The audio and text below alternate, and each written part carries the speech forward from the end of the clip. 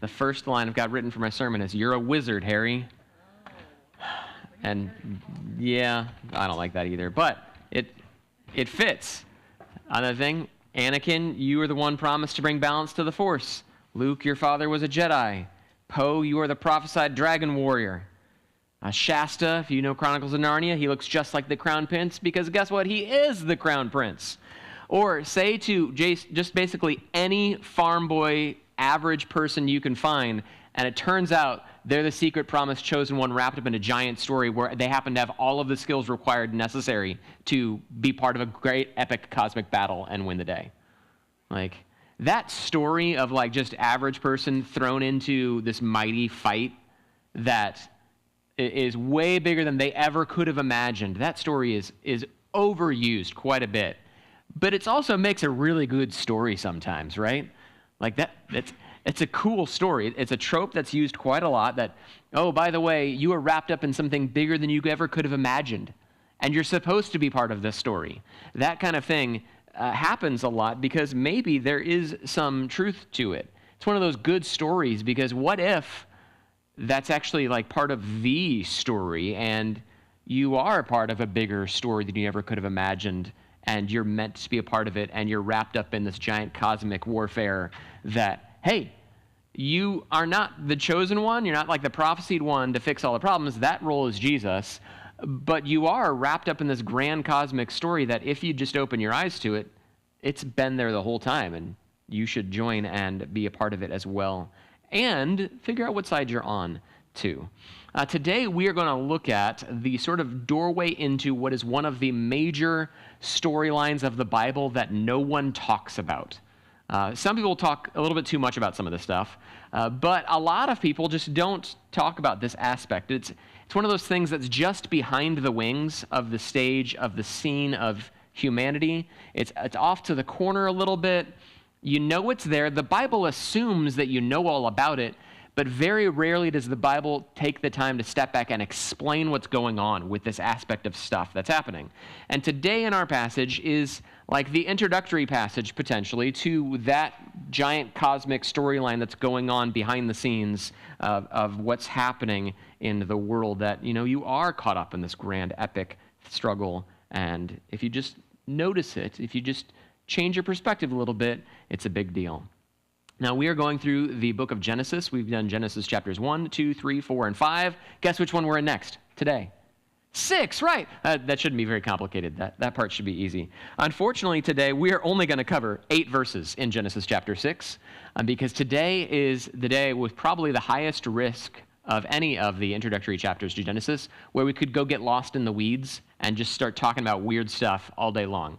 And so we are going to talk about some weird stuff, but it's okay. We're actually planning this tangent, and so then we'll get to the rest of chapter 6 and 7, 8, 9 in next week there. But along the way, while we run this risk of, okay, are we going to go off in too many tangents, get confused in weird stuff a little bit, we will see the reminder, though, that spiritual warfare goes all the way back to the earliest part of human history. Yes, the Garden of Eden, that's the easy one, but also there's a big chunk of it right before the flood happens, too.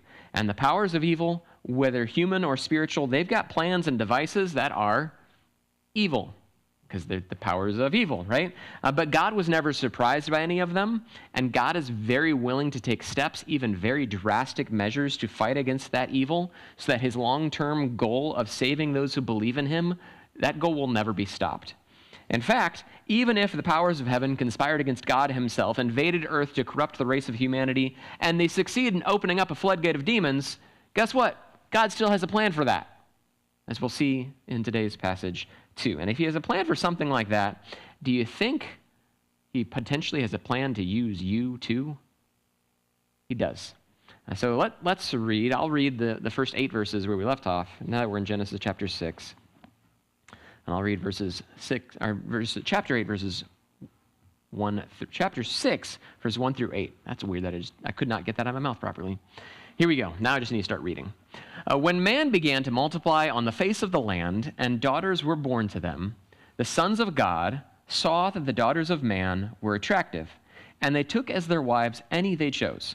Then the Lord said, "My spirit shall not abide in man forever, for he is flesh. His days shall be 120 years.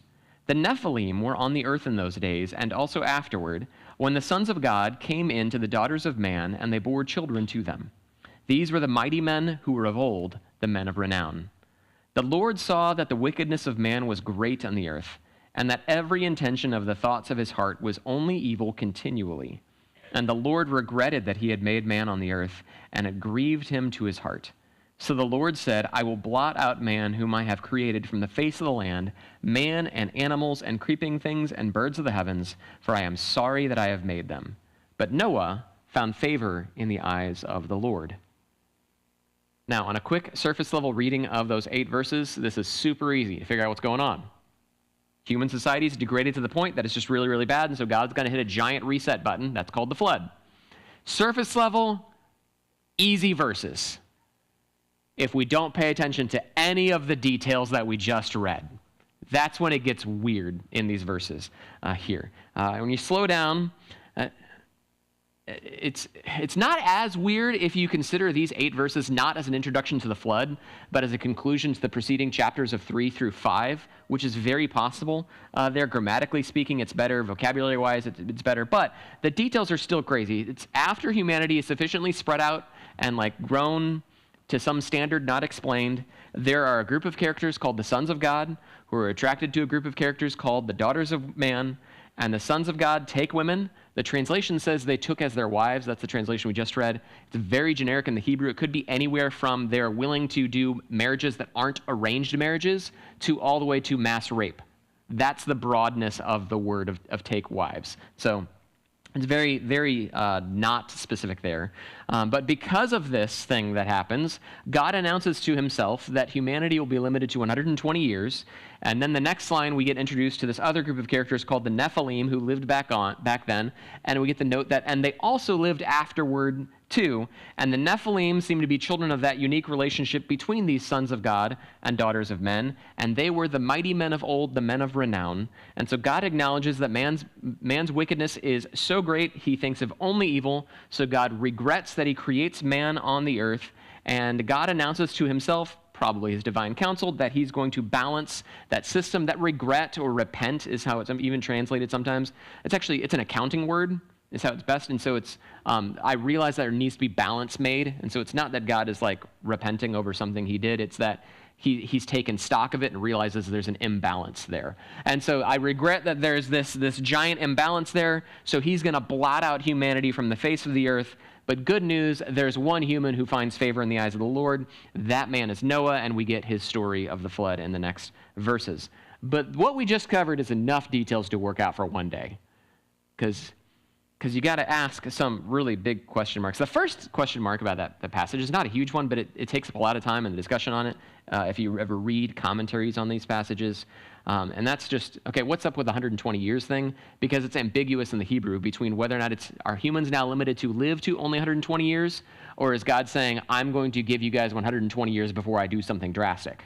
And that is actually potentially purposefully ambiguous in the Hebrew, and so I don't think that's a big question mark. It's okay, humans live to at best 120 now, if you ignore Genesis chapter 11, but then also it's 120 years into the flood, approximately, and so that's easy to answer there.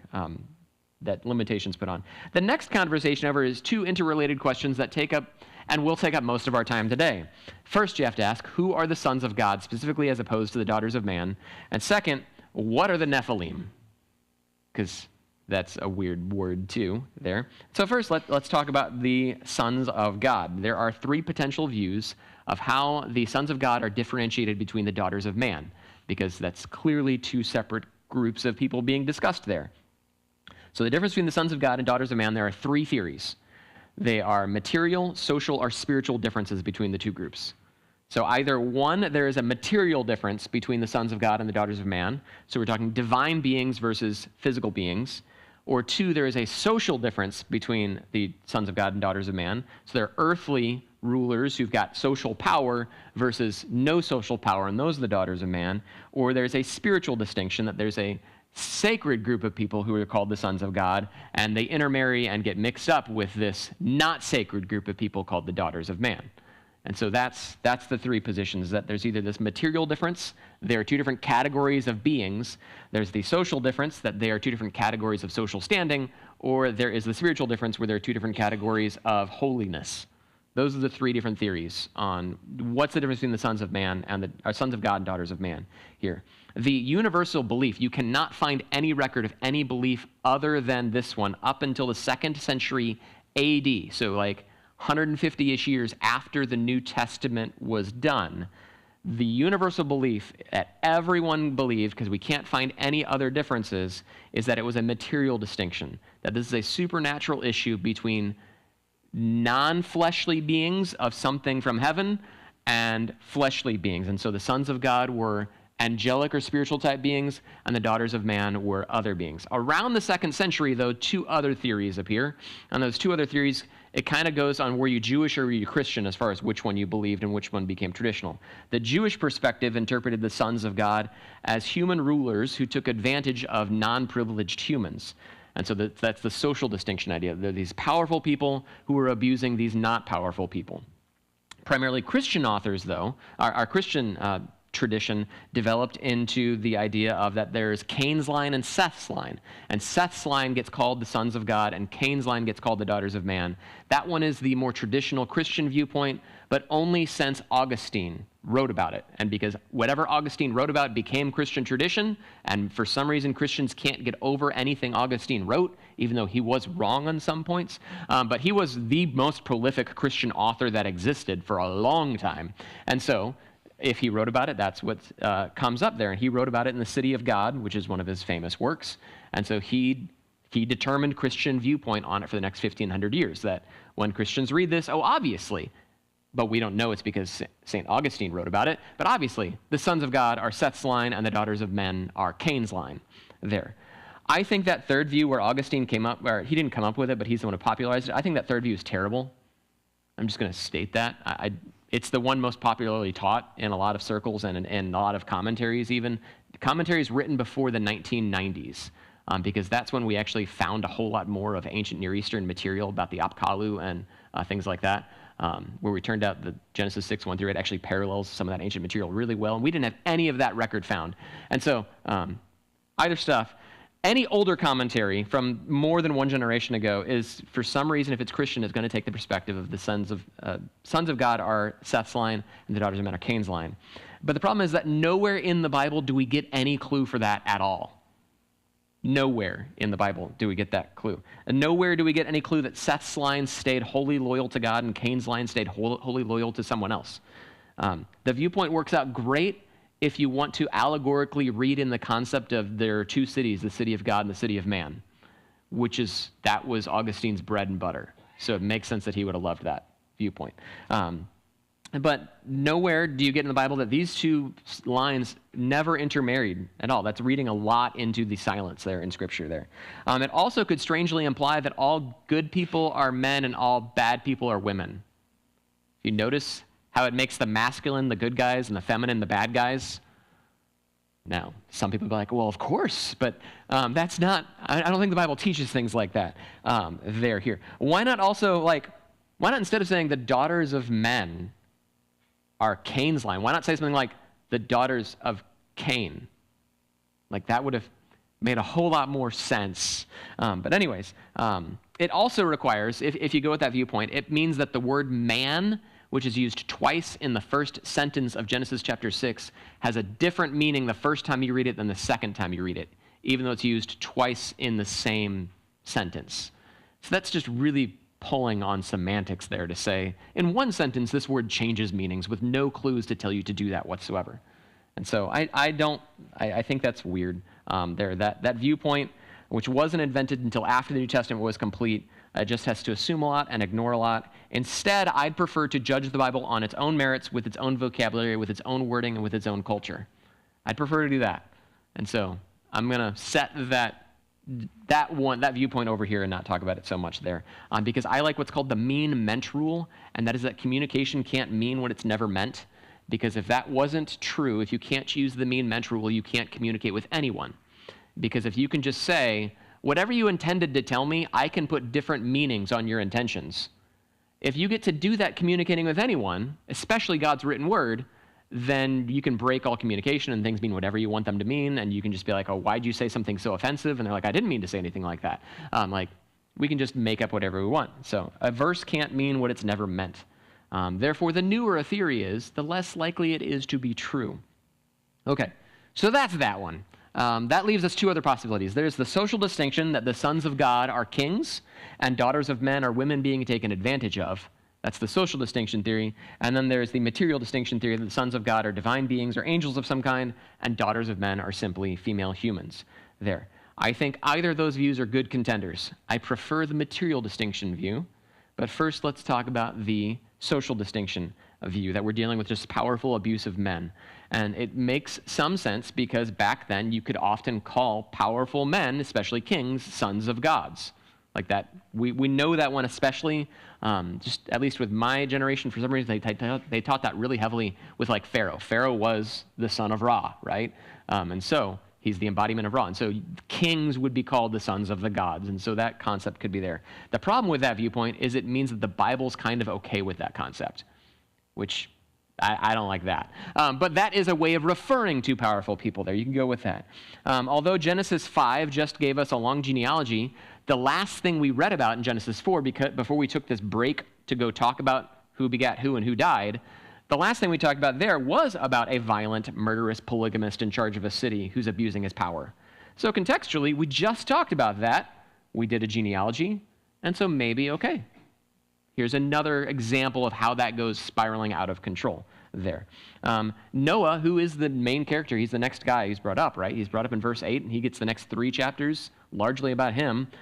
He's specifically noted 5 times in that story as being the husband of one wife. Why would the author care about that detail so much?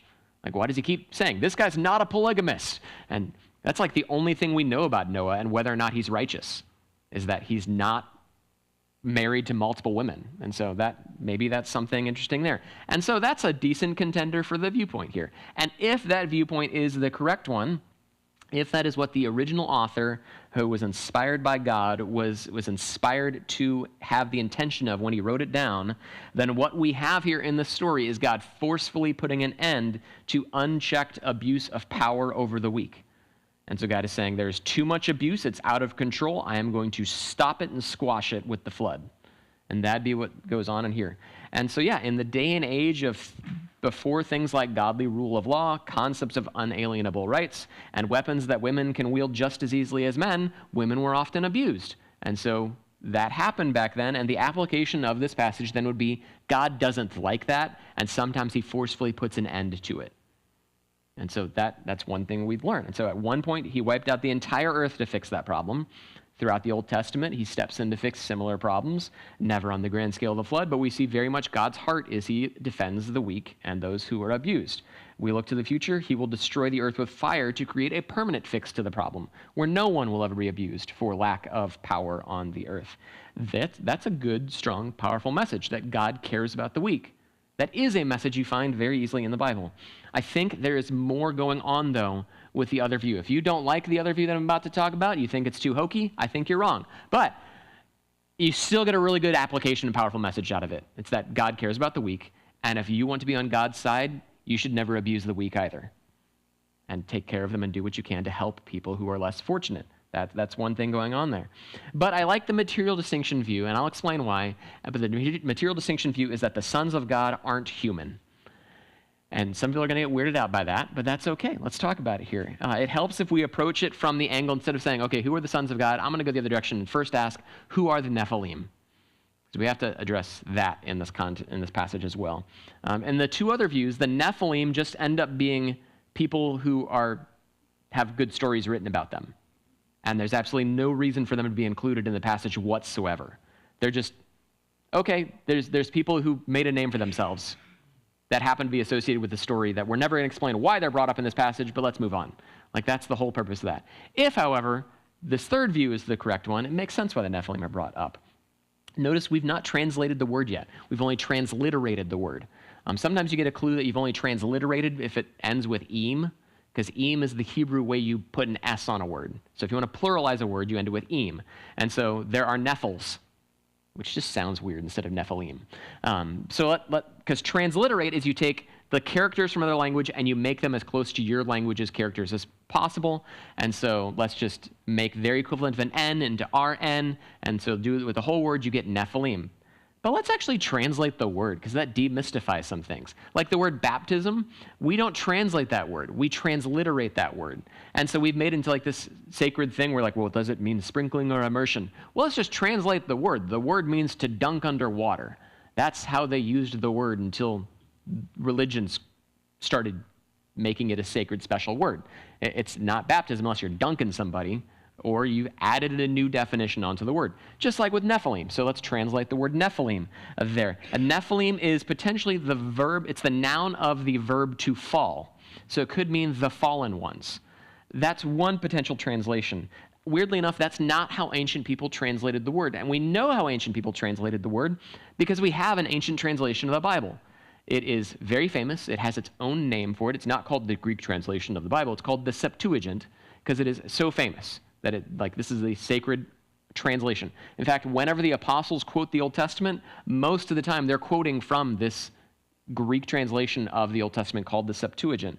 And so we know how Greek translated the Hebrew. They didn't translate it, the fallen ones. They translated it with the Greek word gigantes. Can you guess what Greek word gigantes is in Greek when you translate that word into English? Giants. So we know that the ancient people, when they translate this word, they don't say the fallen ones, they don't say Nephilim, they say the giants.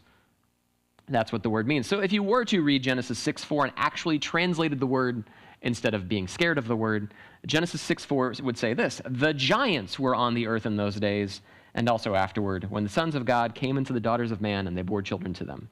These were the mighty men who were of old, the men of renown. So that would be the translation of the sentence if you actually translate the word. This makes sense of the one and only other time the word Nephilim is used in the Bible, and that's found in Numbers chapter 13. If you remember the story of 12 men went to spy on Canaan, 10 were bad and 2 were good. Do you remember that story? Hopefully you remember that song, or you think I'm just really weird right now. Becky's doing the hand motions right there. But yeah, so 12 men went to spy on Canaan. They go there to check out the promised land. 10 of them are like, we can't do it. 2 of them are like, yeah, we're going to take them. But the 10 who are like, we can't invade the promised land, remember their reasoning? It was because there are Nephilim there. We will die. That's what they say. And so Numbers 13:33 this is just a very brief part of the conversation. It says, and there, these are the 10 spies who are bad guys because they decide God's not on their side. Because with God, you can defeat Nephilim. But Numbers 13:33, it says, and we saw the Nephilim, the sons of Anak, who come from the Nephilim, and we seemed to ourselves like grasshoppers, and so we seemed to them. Now, obviously, the line, we seemed like grasshoppers, is hyperbole, because the 10 spies are scared out of their wits, right? So we know they're exaggerating. The question is, how much are they exaggerating? That's the question mark. It's not, well, they were liars, and so you can't count anything they said. No, you'd be like, where'd they come up with the nut of truth that became we are like grasshoppers? That's where you have to go with there. And so notice that the Nephilim in their parenthetical statement said they're like the sons of Anak who come from the Nephilim. So you have to ask, who are the sons of Anak? Well, Nephilim only appears in 2 passages, Genesis 6, Numbers 13, but the Anakim, or the sons of Anak, are like in lots of places throughout the Old Testament. And we get lots of conversations about who the Anakim are. And so now that we have a synonym or a placeholder for the word Nephilim, we can find out more about the Nephilim when you look for the Anakim. So we can do that. Deuteronomy chapter 2, Moses is summarizing their whole Exodus experience, and he gives a weird parenthetical explanation of something. And so we are jumping into the middle of this conversation. We're not going to cover the whole conversation because we'd have to summarize the whole Exodus story. But here's his parenthetical statement in Deuteronomy 2, verses 10 through 12. This is Moses talking in parentheses about the 12 men went to spy on Canaan thing. He says, the Amim formerly lived there, a people great and many, as tall as the Anakim. Like the Anakim, they are also counted as the Rephaim, but the Moabites call them Amim. The Horites also lived in Seir formerly, but the people of Esau dispossessed them and destroyed them from before them and settled in their place, as Israel did to the land of their possession, which the Lord gave to them. So if you pay attention to that passage, it says now it gives us not just the sons of Anakim, it gives us other vocabulary words to look for to find descriptions of the Nephilim. Because now we know that Nephilim are the Anakim, and it also says the Anakim are also the Amim and the Rephaim and the Horites. And so we get these other people groups and descriptions of things to look for. So yes, it's getting confusing, but please hold on. I'm going to stop bringing up new names to talk about now. The Nephilim don't just have the Anakim as their numbers. They have other groups, the Amim, the Rephaim, and there's one more parenthetical note that this is the last one, Deuteronomy 3, verse 11. Moses gives us another parenthetical note about a guy who's called a Rephaim. And so now we know Rephaim is a form of Nephilim. So this teaches us about the Nephilim when we read about this guy. For only Og, the king of Bashan, was left of the remnant of the Rephaim. Behold, his bed was a bed of iron. Is it not in Rabbah of the Ammonites? 9 cubits was its length, and 4 cubits its breadth, according to the common cubit. So a Rephaim sleeps in a bed that's 13.5 feet long. A bed is not the perfect indicator of size. It's just not. But if we're going to analyze his size proportionally to his bed length, it puts him somewhere between 9 and 13 feet tall. If you can measure his height off of bed size, which I know that is very suspect. But if he's greater than 9 feet tall, that puts him really close to another person we learn about who is given, or his height is given to us in the Bible, and that guy is Goliath, who is 9'6" tall, according to the Hebrew Scriptures. And guess what? Goliath is one of the rulers from Gath, which is the Philistines, which is where we learn a bunch of Rephaim go to live. So, if we know the descendants of this kind of guy ends up in that place, and he's 9.5 feet tall, and they also had beds that would accommodate 9.5 feet tall people, maybe the Nephilim are really tall people. That shouldn't be that hard to trace. Yes, we had to do some really weird Bible surfing there, but putting the pieces together, that makes sense there. Coincidentally, there are Rephaim descendants who work alongside of the Philistines in Joshua 11, 2 Samuel 21, 2 Samuel 23, 1 Chronicles 20, and 1 Chronicles 11.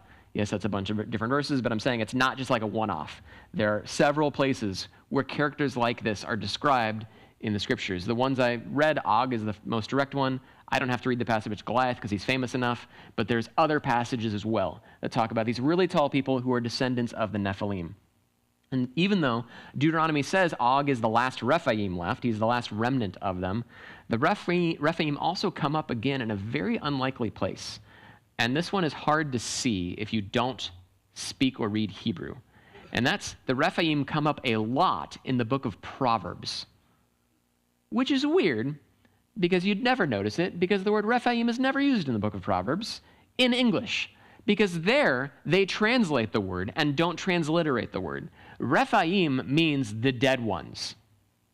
That's what the word means. Specifically, it's when you're talking about don't go to the realm of the dead, or foolish people will go to the realm of the dead. And so when Proverbs brings up the word dead, almost always, more often than not, it is the word Rephaim being used. And even more interestingly, Isaiah uses the word Rephaim too, and it's when he prophesies that the being that we call Lucifer will one day join the Rephaim. So that's weird that the Nephilim are somehow associated with the dead spiritual place. And so here's what we know about the Nephilim so far, just to summarize. They are really, really tall, and one of their synonyms is also a word for the spirits of dead people. That's what you get when you go through the Bible on a deep dive of let's figure out what Nephilim are and use the Bible to tell us what they are, not anything else. And so that's what we have here. And so what does that do for our conundrum with Genesis 6 and the sons of God possibilities? Well, the offspring of the sons of God and the daughters of men create these really, really tall spiritual realm dead things. That's what we have. So that's got to explain something, right? Like that has to be like, I don't think that these are just the line of Seth are producing like fallen dead giants. Like I'm getting a hunch that that's not what's going on. So when we go, okay, so the word sons of God, what would make sense? How could we interpret that would make sense of it? Well, if you look up the phrasing sons of God throughout the Old Testament, it's always angels, 100% of the time.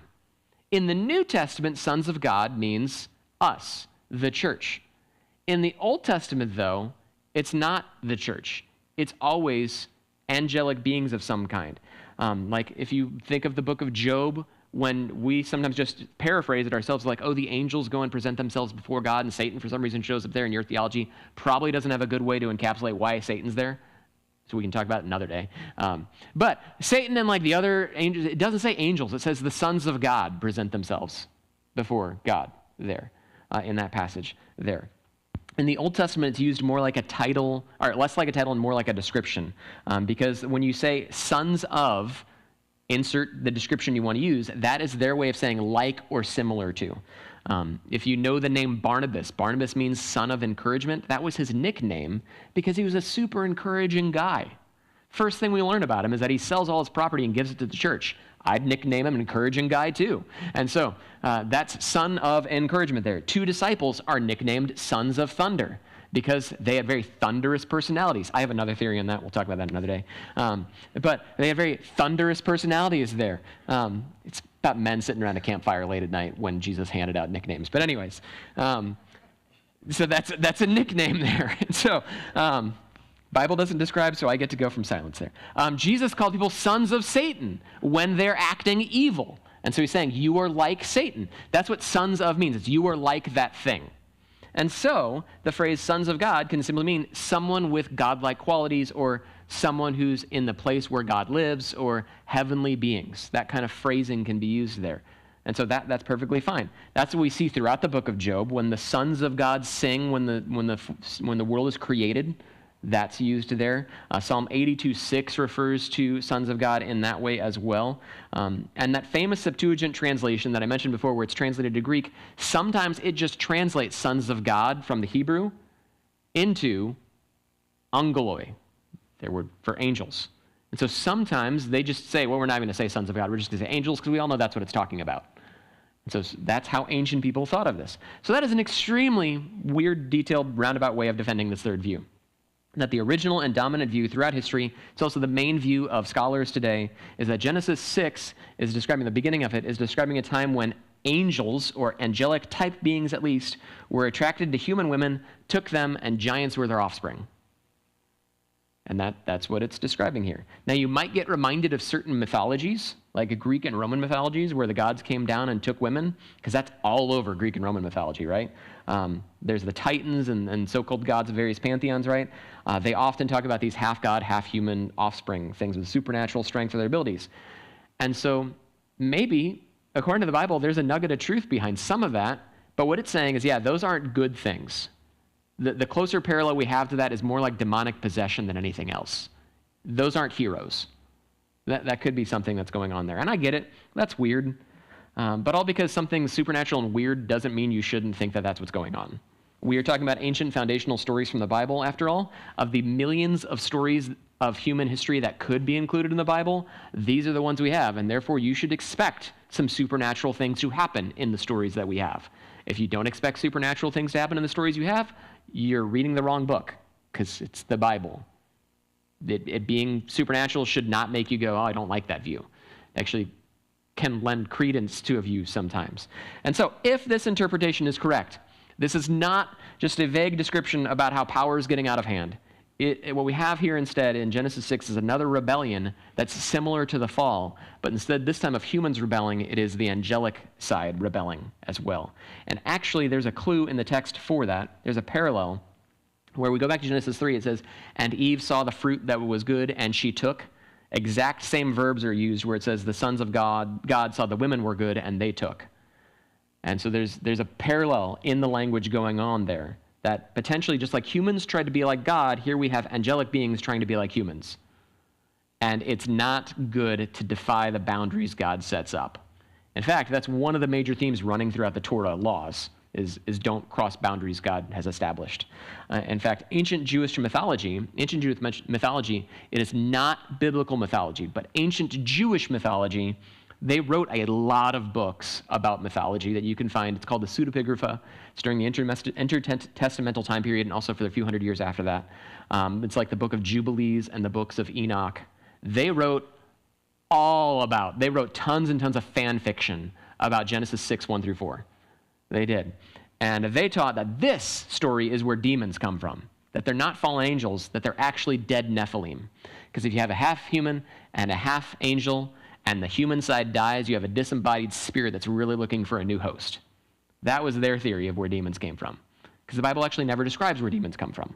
And so that's where Jewish mythology says demons come from there. And this evil supernatural incursion into the world that God created good, it's something God does not tolerate. The first time it happened long ago, God directly intervened. Jude and 2 Peter say that there's a special place in hell for the angels who cross those boundaries. In fact, one of the words used is Tartarus, which is from Greek mythology that's used there.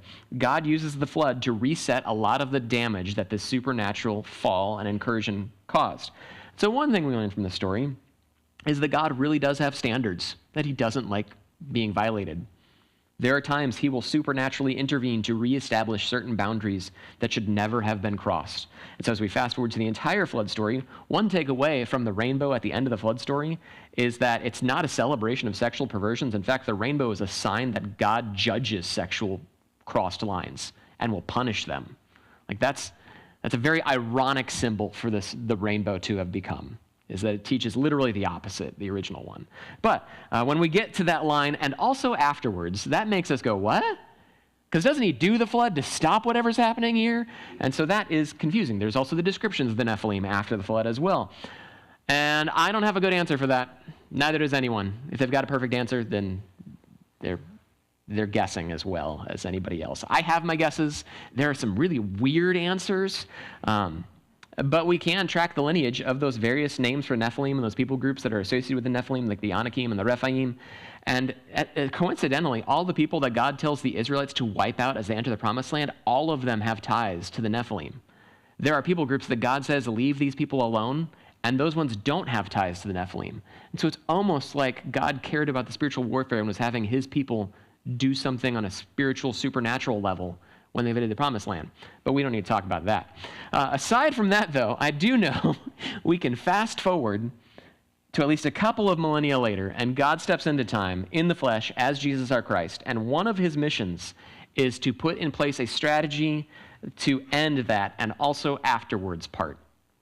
Part of the gospel is that Jesus kicks the demons out of this world that he created good, and he's going to do it once and for all.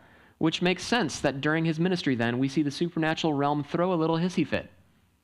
Right? They do. Every scene, it seems like, as you read through the Gospels, there are demons showing up left and right. And they're all whining and screaming and like, please leave us alone sometimes, they even say. And Jesus casts out demons left, right. Everywhere his apostles go, they're kicking them out left and right. Because God is invading and conquering enemy territory that was his in the first place, and they were temporarily taking for a while. Part of the gospel of Jesus' kingdom is that his authority is over all nations and all places. And in spite of the fact that we are all sinners, apparently even some of his heavenly courts and armies are sinners too. However you want to define sin, it works in that context. And they want to make our sins worse and bring humans down further. But in spite of all that, God has made a way to redeem and save humanity anyway. Even a supernatural incursion into the earth does not get in the way of his plans. Here's how it's described in 1 Peter chapter 3. We heard some of this earlier. It's the time when Jesus gets to share about his victory over those spiritual beings who did something bad in the days of Noah, which I'm just going to guess is what we've been talking about this entire time. And so here's 1 Peter 3, 18 through 22 again.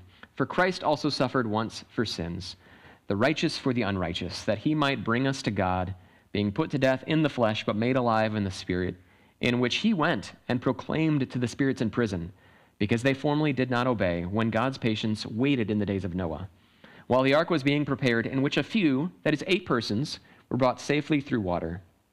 Baptism, which corresponds to this, now saves you, not as removal of dirt from the body, but as an appeal to God for a good conscience, through the resurrection of Jesus Christ, who has gone into heaven and is at the right hand of God, with angels, authorities, and powers having been subjected to him. The conclusion of those verses is God saves the day. Jesus is in charge. Those cosmic spiritual beings, once called the sons of God, they have been subjected to Jesus. And apparently at some point he got to travel to their prison and gloat over the fact that their rebellion has been defeated. And while those 8 people were saved from a supernatural rebellion with a flood, and they were saved by boarding the ark, which we get to talk about next week, there are countless others who can be saved by passing through the water as well, being rescued from ours and other evil rebellions against God by making an appeal to God for a clean and good conscience. If you know you need a good conscience, be baptized, because that's how Scripture tells us we act out our pledge of allegiance to Jesus' authority. I'm only quoting Scripture here. Baptism now saves you. That's a quotation from Scripture. Not just the act of it. It even says the water's not magical. It's not the washing off of dirt. That's not what saves you. But it's the request to God for salvation acted out through baptism that saves you, which maybe means that a baptism performed on you isn't really scriptural baptism, because it's supposed to be your appeal to God for a clean conscience. It's your decision to leave the side of angels and authorities and powers who rebelled against him and instead side with Jesus. In fact, it used to be called a sacrament. We don't use that word because it's Latin, and good Christian church people cast off anything that sounds too Catholic-y. And so Latin's bad, obviously, right? But it used to be called a sacrament. You know what sacrament was before religious people took hold of the word? It meant pledge of allegiance. A sacrament is what a Roman soldier did when they pledged their allegiance to the Roman army, which is a perfect word to describe baptism. It's your pledge of allegiance that you're on God's side now. You are wrapped up in a giant cosmic war. Just open your eyes to it. It's been going on for a very long time, and there is a winning side who's already had the decisive victory, but yeah, the spiritual side's thrown a little hissy fit. Make sure you are on Jesus' side. The gospel is more than just your forgiveness of sins. That is part of it, but they're cosmic, millennial old wars that we are caught up in, and there's an open invitation for you to join the side of the King whose kingdom is going to win. Let's pray. Father in heaven, we are so thankful that in spite of the mass chaos in the cosmic realms that we don't even get to notice all the time, that there is the fact that you save the day and none of it is really a surprise to you, and that even if all of the heavenly host were rebel, which I'm glad not all of them did, but at least some of them maybe did, and even if all of them were to, you'd still be in charge and on the throne, because you are the God of things that other people may call gods.